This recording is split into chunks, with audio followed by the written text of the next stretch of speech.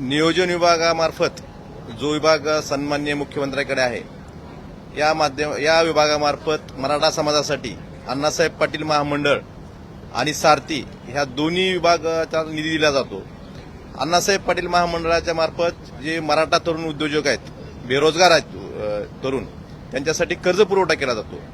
परंतु मागच्या वर्षभरात या विभागामार्फत ह्या अण्णासाहेब पाटील महामंडळाच्या कर्जदारांना ज्या जाचकाठी लावलेल्या आहेत, एकमेव असं महामंडळ असेल की कर्ज मिळवायचं असेल तर तुम्हाला तुमचं उत्पन्न दाखवावं लागेल।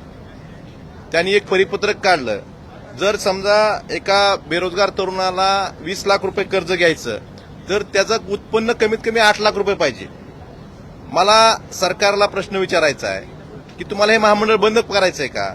एका बाजूला मराठा तरुण बेरोजगारांना आम्ही एवढा निधी देतो, एवढी तरतूद करतो म्हणून सांगायचं आणि उत्पन्नाच्या अटी दाखवायच्या।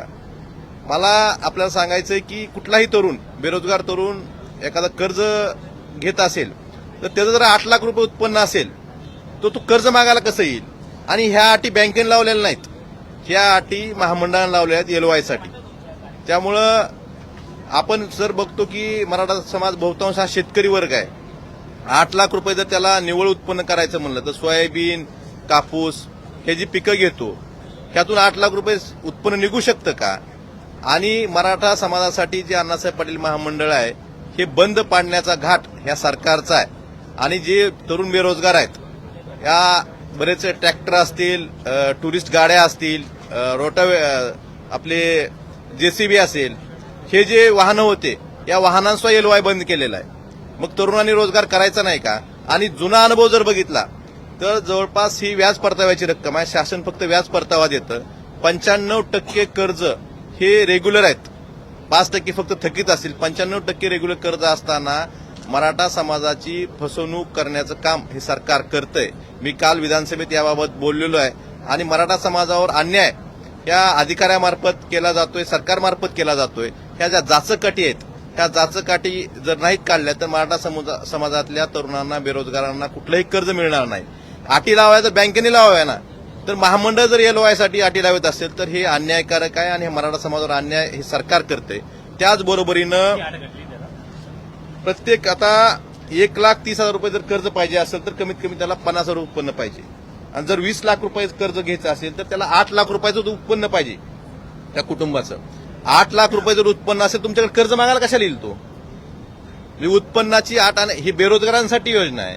मग बेरोजगारांना उत्पन्न कुठून दाखवायचं? याचंही उत्तर सरकारने देणं गरजेचं आहे। आणि दुसरी योजना जी एक शालेय विद्यार्थ्यांसाठी NMMS मार्फत जी परीक्षा घेतली जाते, तर मराठा समाजातल्या तरुणांना, विद्यार्थ्यांना 7वी 8वी ते 10वीच्या विद्यार्थ्यांना 800 रुपये प्रति महिना, 9,600 रुपये प्रतिवर्षी ही शिष्यवृत्ती दिली जायची सारथी मार्फत। मागच्या 2 वर्षापासून ही शिष्यवृत्ती द्यायचं शासनानं बंद केलेलं आहे। का बंद केलं ह्याचंही उत्तर शासनाने देणं गरजेचं आहे। एका बाजूला मराठा समाजासाठी योजना आणणार म्हणून सांगायचं, तरतूद केली म्हणून सांगायचं, मोठी मोठी भाषणं करायची, आणि दुसऱ्या बाजूला मराठा समाजावर अन्याय करण्याचं काम हे सरकार करतंय। काल विधानसभेत पुरवणी अर्थसंकल्पीय मागण्यावर चर्चा करताना हा विषय मांडलेला आहे। सरकारकडनं जे अपेक्षित उत्तर येणं होतं हे अद्यापर्यंत आलेलं नाही, परंतु सरकार हे मराठा समाजावर अन्याय करते। आणि अशा जाचकाठी कुठलाही शासनाचा निर्णय नसताना बरं ह्याच महामंडळाला का जाचकाठी, हाही प्रश्न सगळ्यांपुढे पडलेला आहे। त्यामुळं याबाबत आम्ही निषेध व्यक्त करतोय आणि सरकारने ह्या जाचकाठी काढून मराठा समाजातील तरुणांना, बेरोजगारांना न्याय द्यावा एवढीच अपेक्षा आम्ही सरकारकडनं व्यक्त करतो।